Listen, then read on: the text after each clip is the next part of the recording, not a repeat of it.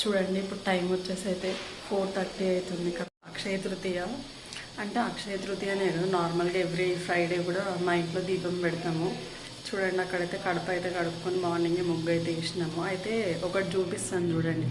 నేను మార్నింగ్ పెట్టిన దీపం అనమాట. 10:30కో ఏమో పెట్టిన మార్నింగ్. ఆ దీపం చూడండి ఇంకా 4:30 అవుతుంది, ఇంకా కూడా ఇట్లా ఇప్పుడు పెట్టినట్టే వెలుగుతున్నాయి అనమాట. చూడండి మార్నింగ్ 10:30కి పెట్టిన దీపాలు అనమాట.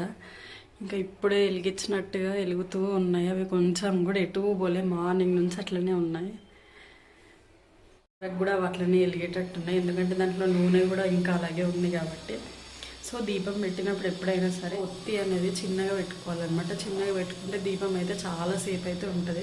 పెద్దగా పెట్టుకుంటే అది ఆయిల్ అనేది తొందరగా కాలిపోతూ ఉంటుంది, తొందరగా అయిపోతుంది. సో ఈరోజు అక్షయ తృతీయ కాబట్టి